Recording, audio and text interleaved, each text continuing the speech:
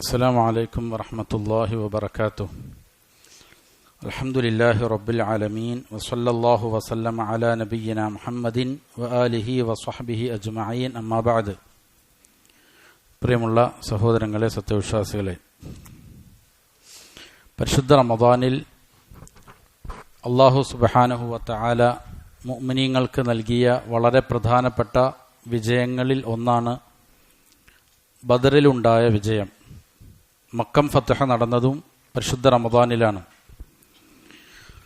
നബി സല്ലല്ലാഹു അലൈഹി വസല്ലമ ഹിജ്റ 2-ാം വർഷമാണ് ബദറിൽ പങ്കെടുത്തത്. അതിനുശേഷം പല റമദാനുകൾ കടന്നുപോയിട്ടും അതിൻ്റെ പേരിൽ പ്രത്യേക ആഘോഷങ്ങളോ ഒത്തുചേരലുകളോ ഒന്നും നബി സല്ലല്ലാഹു അലൈഹി വസല്ലമയോ സ്വഹാബത്തോ താബിഈങ്ങളോ ഈ ഉമ്മത്തിലെ മാതൃകായോഗ്യരായ അഇമ്മത്തോ ചെയ്തിട്ടില്ല. എന്നാൽ അഹ്ലുസുന്നയുടെ വിരോധികളായ കേരളത്തിലെ പല ബിദ്അകളും ബദർ ദിനത്തിൽ വലിയ രീതിയിലുള്ള ആഘോഷങ്ങൾക്ക് വേണ്ടി ഒരുങ്ങിത്തയ്യാറായിരിക്കുകയാണ്. ബദർ പാട്ടുകളും ബദർ മാലകളും ബദർ മൗലിദുകളും, എന്തിനേറെ ഉളുഹിയ്യത്തിൻ്റെ വലിയ പെരുന്നാളിന് നൽകപ്പെടുന്ന ഉളുഹിയ്യത്തിനേക്കാൾ അധികമായി കൊണ്ട് പല മഹല്ലുകളിലും ബലിമൃഗങ്ങളെ ഒരുക്കി തയ്യാറാക്കി നിർത്തിയിരിക്കുകയാണ്. ഇത്തരണത്തിൽ ബദറുമായി ബന്ധപ്പെട്ടുകൊണ്ട് ഹദീസുകളിൽ വന്നിരിക്കുന്ന വളരെ പ്രധാനപ്പെട്ട നമ്മൾ മനസ്സിലാക്കേണ്ട 2 പ്രാർത്ഥനകളെ സംബന്ധിച്ചാണ് സംസാരിക്കുന്നത്. ഒന്ന്, ഇമാം അഹ്മദ് റഹിമഹുല്ല അദ്ദേഹത്തിൻ്റെ മുസ്നദിൽ ഉദ്ധരിച്ച ഒരു ഹദീസാണ്. അത് പ്രകാരം കാണാം, അബൂജഹൽ മുസ്ലിം സൈന്യത്തെ കണ്ടുമുട്ടിയ സമയത്ത് നടത്തുന്ന ഒരു പ്രാർത്ഥനയാണ്. അബൂജഹൽ കുഫാറുകളുടെ നേതാവാണ്. ബദറിൽ മുസ്ലിമീങ്ങൾക്കെതിരെ ഏറ്റുമുട്ടിയ ആളാണ്. ബദറിൽ കൊല ചെയ്യപ്പെടുകയും ചെയ്തു. അദ്ദേഹം ബദർ യുദ്ധത്തിന് മുമ്പ് ദുആ ചെയ്യുകയാണ്, അല്ലാഹുമ്മ അഖ്തഅനാ അർറഹിം, അല്ലാഹുമ്മ, അല്ലാഹുവേ എന്ന് വിളിച്ചുകൊണ്ട് പ്രാർത്ഥിക്കുകയാണ് അബൂജഹൽ.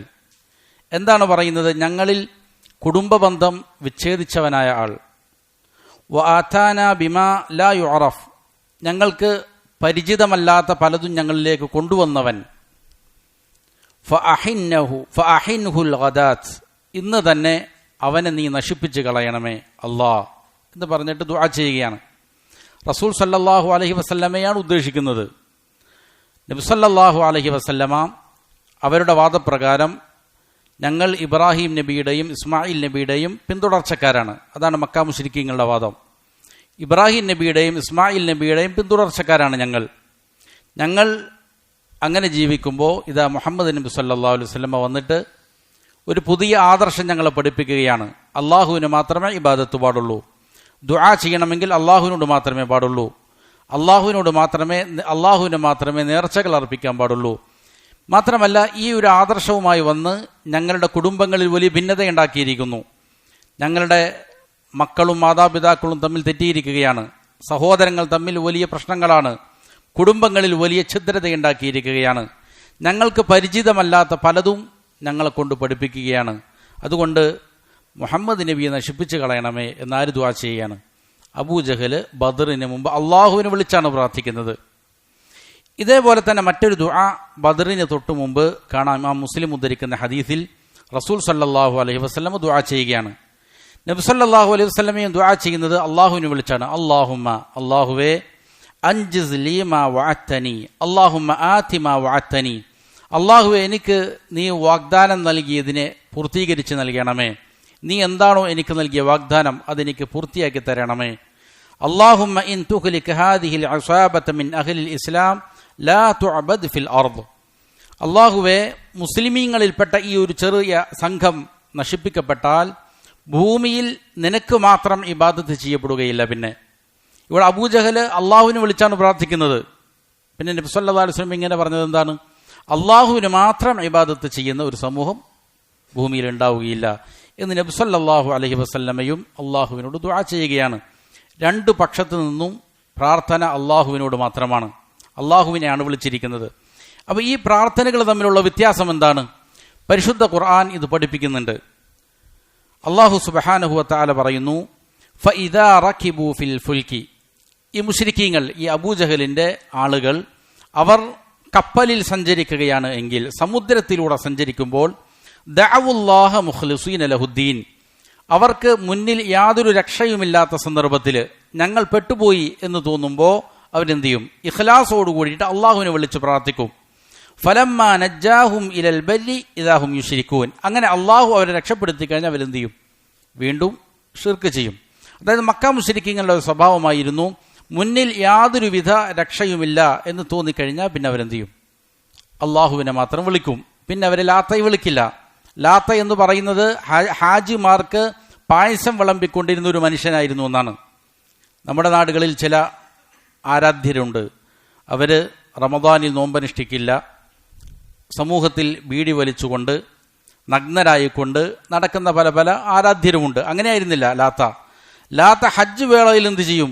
ആളുകൾ ഹജ്ജ് ചെയ്യാൻ വരുമ്പോൾ അവർക്ക് എന്ത് ചെയ്യും? പായസം വിളമ്പി കൊടുക്കും. നല്ല മനുഷ്യനായിരുന്നു. അദ്ദേഹം മരിച്ചപ്പോൾ അദ്ദേഹത്തിന്റെ ഖബറിന് ചുറ്റും ആളുകൾ ഇഅ്തികാഫിരുന്നു. അതായിരുന്നു ലാത്തക്കുള്ള ഇബാദത്ത് എന്ന് ധാരാളം മുഫസ്സിരീങ്ങൾ പറഞ്ഞിട്ടുണ്ട്. അപ്പോൾ ഈ മക്കയിലുണ്ടായിരുന്ന മുശ്രിക്കീങ്ങൾ അള്ളാഹുവിനോട് ദുആ ചെയ്യും പ്രതിസന്ധി ഘട്ടത്തിൽ. എന്നാൽ അതല്ലാത്ത സമയത്ത് ആരോടും ദുആ ചെയ്യും? ലാത്തയോടും ദുആ ചെയ്യും, മലായിക്കത്തിനോട് ദുആ ചെയ്യും, അമ്പിയാക്കളോട് ദുആ ചെയ്യും, സ്വാലിഹീങ്ങളോട്. ഇതായിരുന്നു മക്കയിലുള്ള മുശ്രിക്കീങ്ങളുടെ. അപ്പോൾ മക്കയിലുണ്ടായിരുന്ന മുശ്രിക്കീങ്ങളുടെ പ്രാർത്ഥന എന്ന് പറഞ്ഞാൽ അവർ അള്ളാഹുവിനോടും ദുആ ചെയ്യും, കൂടെ എന്ത് ചെയ്യും? ഇതേപോലെ അമ്പിയാക്കളോടും മലായിക്കത്തിനോടൊക്കെ ദുആ ചെയ്യും. മുസ്ലിമീങ്ങളുടെ രീതി, അവർ ഏതൊരു പ്രതിസന്ധി വന്നാലും അള്ളാഹു സുബ്ഹാനഹു വ തആലയിലേക്ക് മാത്രമാണ് അഭയം ചോദിക്കുക. അള്ളാഹുവിലാണ് അവർ രക്ഷ ചോദിക്കുക. ഇനി കാണാം, അള്ളാഹുവിന് പുറമെ മക്കയിലുണ്ടായിരുന്ന മുശ്രിക്കീങ്ങൾ ആരോടാണ് ദുആ ചെയ്തത്? ഖുർആൻ വളരെ വ്യക്തമായിട്ട് പഠിപ്പിക്കുന്നുണ്ട്. ഉലൈകല്ലദീന യദ്ഊൻ, അവർ ദുആ ചെയ്തുകൊണ്ടിരുന്നവർ. മക്കയിലുണ്ടായിരുന്ന മുശ്രിക്കീങ്ങൾ ദുആ ചെയ്തുകൊണ്ടിരുന്ന അവരുടെ ഇലാഹുകൾ ആരാണവർ? യബ്തഗൂന ഇലാ റബ്ബിഹിമുൽ വസീല, ആ ഇലാഹുകൾ അവരുടെ റബ്ബിങ്കലേക്ക് ഇടതേടുകയാണ്, അവരുടെ റബ്ബിങ്കലേക്കുള്ള അടുപ്പത്തിന് വേണ്ടിയിട്ട് തേടിക്കൊണ്ടിരിക്കുന്നവരാണ്. അയ്യുഹും അഖ്റബ്, അവരിൽ നിന്ന് തന്നെ അള്ളാഹുവിനോട് ഏറ്റവും അടുത്തവർ. അതായത് മക്കയിലുണ്ടായിരുന്ന മുശ്രിക്കീങ്ങളുടെ ഇലാഹുകൾ അള്ളാഹുവിന്റെ സമീപസ്ഥരാണ്, വലിയകളാണ്, സ്വാലിഹീങ്ങളാണ്, അമ്പിയാക്കളാണ്. അവരെന്ത് ചെയ്യുകയാണ്? അള്ളാഹുവിലേക്ക് അടുക്കാനുള്ള മാർഗം തേടിക്കൊണ്ടിരിക്കുകയാണ്. വയർജൂന റഹ്മതഹു വയഖാഫൂന അദാബ, അള്ളാഹുവിന്റെ കാരുണ്യത്തെ പ്രതീക്ഷിക്കുന്നവരാണ്, അള്ളാഹുവിന്റെ ശിക്ഷയെ പേടിക്കുന്നവരാണ്. ഇതാരെക്കുറിച്ചാണ് പറഞ്ഞത്? മക്കയിലുണ്ടായിരുന്ന മുശ്രിക്കീങ്ങൾ ഇബാദത്ത് ചെയ്തിരുന്ന അവരുടെ ആലിഹത്തിന്റെ സ്വഭാവമാണ്. അവരുടെ ആലിഹത്ത് അള്ളാഹുവിന് ഇബാദത്ത് ചെയ്യുന്നവരായിരുന്നു, അള്ളാഹുവിന് പേടിക്കുന്നവരായിരുന്നു, അള്ളാഹുവിന്റെ കാരുണ്യത്തെ പ്രതീക്ഷിക്കുന്ന അമ്പിയാക്കളായിരുന്നു, സാലിഹീങ്ങളായിരുന്നു, വലിയകളായിരുന്നു എന്ന് പരിശുദ്ധ ഖുർആൻ വളരെ വ്യക്തമായി സൂചിപ്പിക്കുകയാണ്. ഇനി എന്തിനാണ് ഇവരിങ്ങനെ അമ്പിയാക്കന്മാരെയും സ്വാലിഹീങ്ങളെയും വിളിച്ചത്? നമ്മുടെ നാട്ടിലുള്ള ആളുകളും ഇങ്ങനെ കാണാൻ സാധിക്കും. അമ്പിയാക്കളോട് ദുആ ചെയ്യുന്ന, ബദരീങ്ങളോട് ദുആ ചെയ്യുന്ന ആളുകളെ കാണാൻ സാധിക്കും. ഇവരുടെ ധാരണ, ഞങ്ങൾ മക്കയിലുണ്ടായിരുന്ന മുശ്രിക്കീങ്ങൾ ചെയ്യുന്നത് പോലെ ഞങ്ങൾ ശിർക്ക് ചെയ്യുന്നില്ല എന്നാണ് അവരുടെ ധാരണ. മക്കയിലുണ്ടായിരുന്ന മുശ്രിക്കീങ്ങളുടെ വാദം എന്തായിരുന്നോ അതേ വാദം തന്നെയാണ് നമ്മുടെ നാടുകളിലും ഇവർ പറയുന്നത്. മക്ക മുശ്രിക്കീങ്ങളെ കുറിച്ച് അള്ളാഹു പറയുന്നത് കാണാം. വല്ലദീന ഇത്തഖദൂ മിൻ ദൂനിഹി ഔലിയാ, അള്ളാഹുവിന് പുറമെ ഔലിയാക്കളെ സ്വീകരിച്ചിരിക്കുന്നതായ മക്കയിലുണ്ടായിരുന്ന മുശ്രിക്കീങ്ങൾ അവർ പറയും, മാ നഅബുദുഹും, ഞങ്ങൾ ഈ ആലിഹത്തുകൾക്ക് ഇബാദത്ത് ചെയ്യുന്നില്ല, അവർക്ക് നേർച്ചകൾ അർപ്പിക്കുകയോ ദുആ ചെയ്യുകയോ ചെയ്യുന്നില്ല. എന്തിനല്ലാതെ? ഇല്ലാ ലിയുഖർരിബൂന ഇലല്ലാഹി സുൽഫ, ഈ ആലിഹത്ത് ഞങ്ങളെ അള്ളാഹുവിലേക്ക് അടുപ്പിക്കാനാണ്. ഇതാണ് അവരുടെ വാദം. മക്കയിലുണ്ടായിരുന്ന മുശ്രിക്കീങ്ങൾ എന്തിനാണ് ലാത്തയെ വിളിക്കുന്നത്? എന്തിനാണ് മലായിക്കത്തിനോട് ദുആ ചെയ്യുന്നത്?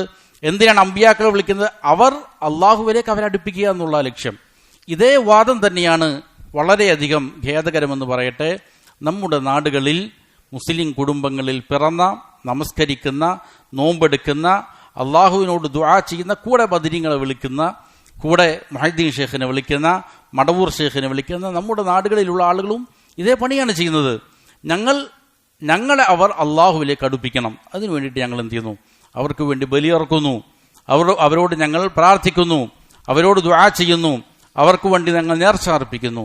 അപ്പോൾ ഇത് വളരെ പ്രകടമായ ശിർക്കും കുഫറും നിറഞ്ഞിരിക്കുന്ന ഒരു പരിപാടിയാണ്. അതുകൊണ്ട് ഈ പ്രോഗ്രാമുകൾ സമൂഹത്തിൽ നടക്കുമ്പോൾ നമ്മുടെ മേലുള്ള ഒരു ബാധ്യത, ആളുകളെ ഈ വിഷയത്തിൽ നല്ല രീതിയിൽ ബോധവൽക്കരണം നടത്തൽ.